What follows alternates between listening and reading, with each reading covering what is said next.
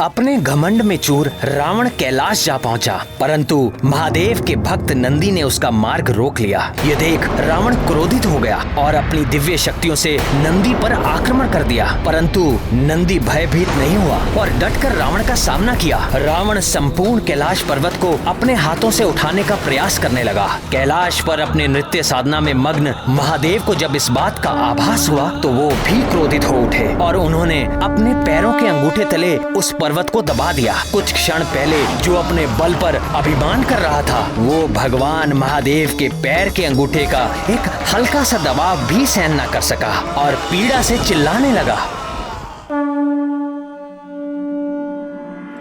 कैलाश तो स्थिर हो गया,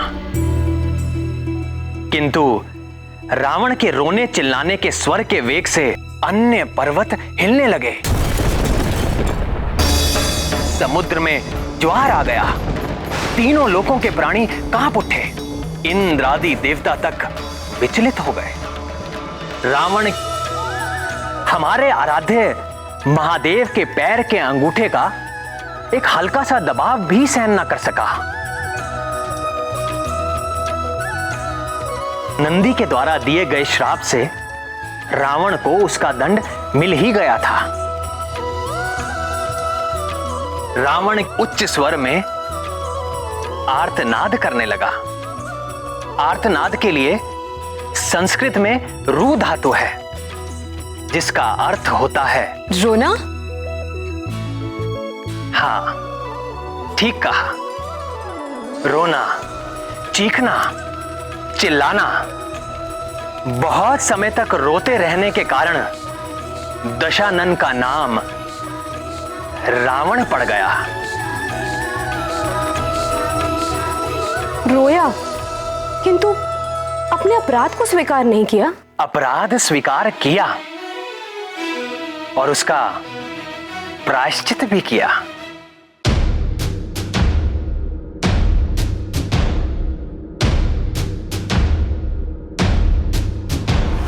जटाटवी कलज्ज्वल प्रवाह भावित स्थले कलेवलम्ब्य लम्बितां भुजंग तुंग मालिकां डमड्डमड्डमड्डमन्निनादमड्डवर्वयं चकार चंड तांडवं तनोतु नः शिवः शिवम्।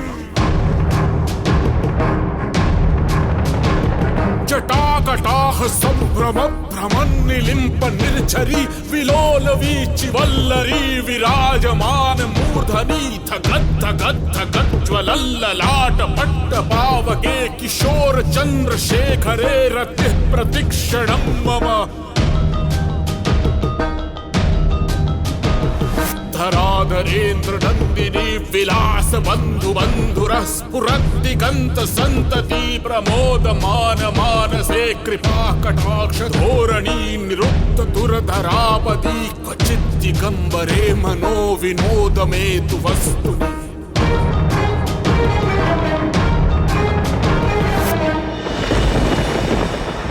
इस प्रकार से रावण को रोते हुए 1 सहस्र वर्ष बीत गए। नंदी के अपमान से भगवान भोलेनाथ रावण से कितना कुपित हुए होंगे। भगवान भोलेनाथ अपने भोले भक्तों की पीड़ा और अपमान को तनिक भी सहन नहीं कर सकते। तो फिर दीनानाथ भोले बाबा का क्रोध कैसे शांत हुआ है दीनदयाल? भोले भंडारी क्या कभी किसी से सदा के लिए रूठ सकते हैं? भोले बाबा तो जगत पिता हैं। वो कैसे किसी प्राणी के प्रति निष्ठुर हो सकते हैं?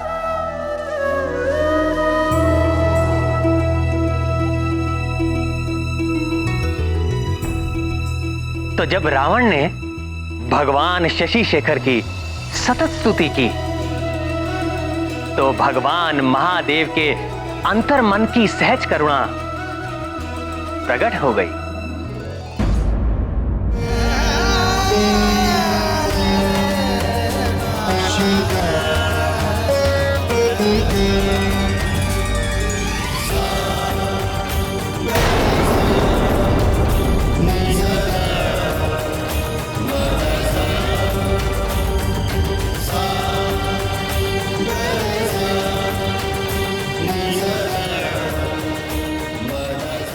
नमः शिवाय।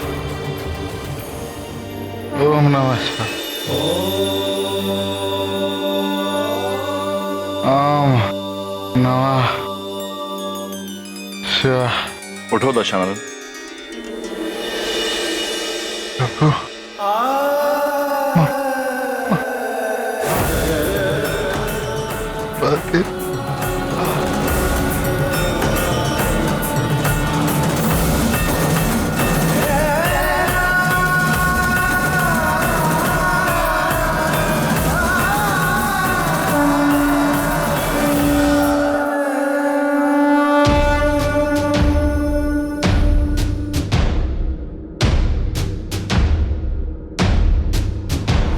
जटाटवीकलज्ज्वल प्रवाहमावितस्थले कलेवलम्ब्य लम्बितां भुजङ्गतुङ्गमालिकां डमड्डमड्डमड्डमन्निनादमड्डवर्वयं चकार चण्डताण्डवं तनोतु नः शिवः शिवम्। जटाकटाह संभ्रम भ्रमन्निलिम्प निर्झरी विलोल वीचि वल्लरी विराजमान मूर्धनि धगद्धगद्धगज्ज्वलल्ललाट पट्टपावके किशोर चन्द्रशेखरे रति प्रतिक्षणं मम।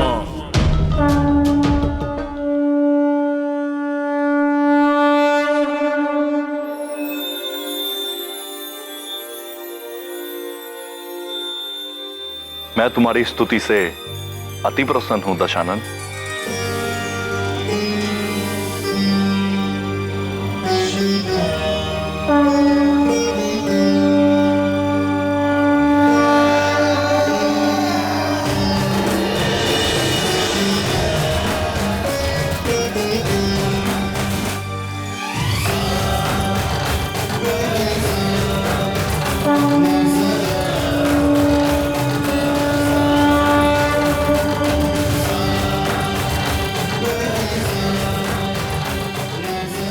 यह चंद्रहास खड़ग अजेय है और यह तुम्हारे शत्रुओं पर साक्षात काल बनकर गिरेगी, किंतु तभी तक जब तक कि तुम धर्म के पक्ष में रहोगे, अन्यथा इसकी अपराजयता जाती रहेगी।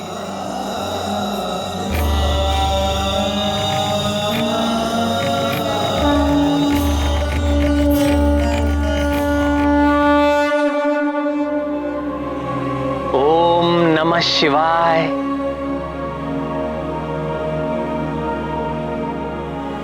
कितने भोले हैं भोलेनाथ। पिता के समान दंड भी दिया और क्षमा मांगने पर आशीर्वाद भी। ओम नमः शिवाय।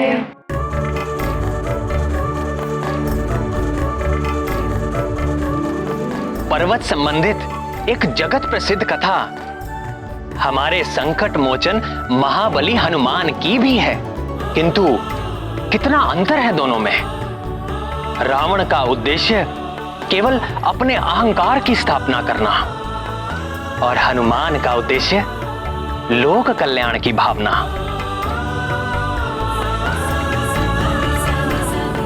मन में एक प्रश्न उठा है प्राणवल्लभ। अवश्य पूछें कमल नयन। पुत्री यदि रावण के समान असभ्य हो तो उसे दंड से वश में किया जा सकता है, जैसे कि महादेव ने किया, किंतु पुत्री यदि हनुमान लला के समान अबोध और नटखट हो तो क्या करना चाहिए ना? हनुमान तो केवल राम नाम के वश में है और किसी उपाय से उन्हें वश में करना असंभव है। और बाल रूप का तो कहना ही क्या।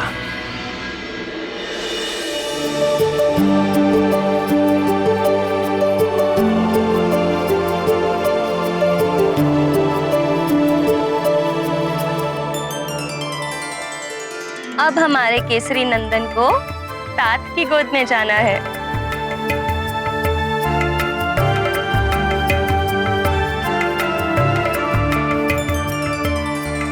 मैं गोद में ले तो लूं, लेकिन ये मेरे पास टिकेगा?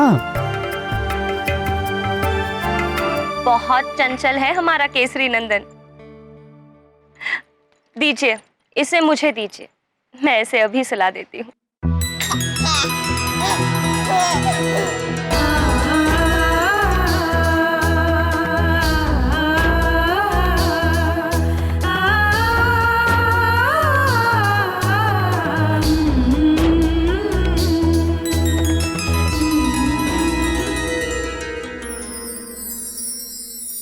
आप सो जाइए।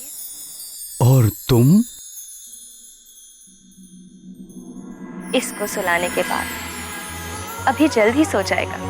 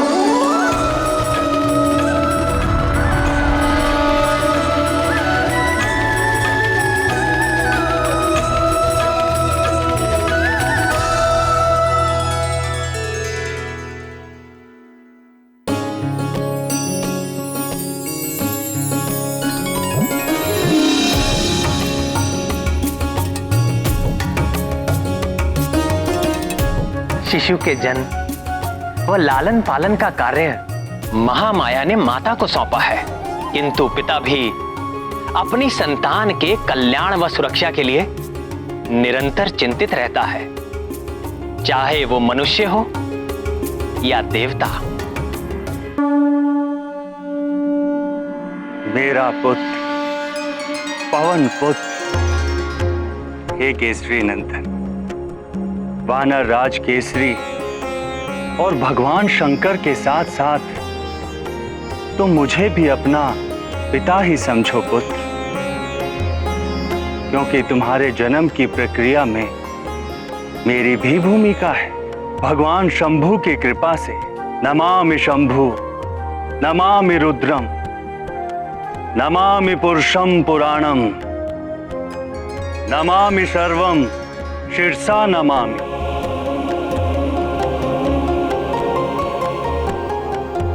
ये जो तुम्हारी चंचलता है ना पुत्र, ये भी मेरा ही गुण है। वायु का स्वभाव ही है कभी एक स्थान पर ना ठहरना, सदैव गतिशील रहना। वायुपुत्र होने के कारण तुम में ये चंचलता सहज ही चली आई है, किंतु तुम थोड़ा धीर भी धरो पुत्र। कैलाशपति भगवान शंकर के समान।